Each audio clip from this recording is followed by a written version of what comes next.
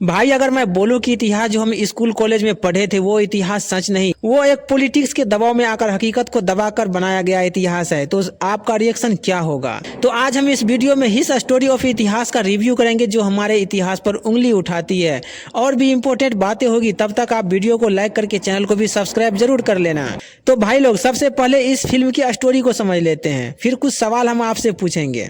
इस वीडियो की शुरुआत होती है दिल्ली नोएडा में, जहां एक फिजिक्स टीचर जो अपनी बेटी की इतिहास की बुक में गलतियां नोटिस करता है। बुक से गलतियां ये नोटिस करता है कि अकबर को दी ग्रेट, टीपू सुल्तान को फ्रीडम फाइटर और औरंगजेब को संत बताने वाली किताबें पूरी तरह से सच्चाई नहीं बता रही है। वो फिजिक्स टीचर सवाल उठाता है, महाराणा प्रताप, राजा चोल, कृष्ण देव राय या रानी दुर्गावती को इतिहास में इतना कम स्पेस क्यों दिया गया? ये टीचर एक मिशन पर निकलता है सिस्टम से लड़ने, सच को सामने लाने और अपनी बेटी और नए आने वाले जनरेशन को सही इतिहास बताने का। टीचर के हिसाब से सिस्टम इतना पावरफुल है कि उसे चुप कराने की हर कोशिश होती है।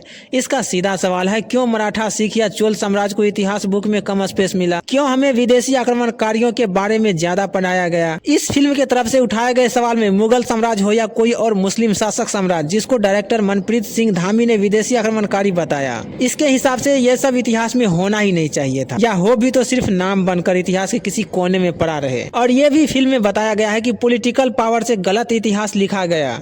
बात इतना पे ही नहीं रुकती, सवाल ये भी उठता है कि अकबर को दी ग्रेट, टीपू सुल्तान को फ्रीडम फाइटर क्यों कहा गया?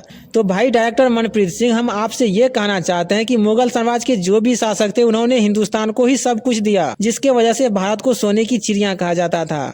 वो कोई आक्रमणकारी या लुटेरा नहीं थे, उन सभी ने अपना सब कुछ हिंदुस्तान के लिए ही कुर्बान किया। पिछले कुछ बीते सालों की बात कर लेते हैं। उत्तर प्रदेश के सीएम योगी आदित्यनाथ ने हिस्टोरी बुक से मुगल काल या जो मुस्लिम शासक था सबको हटवा दिया गया।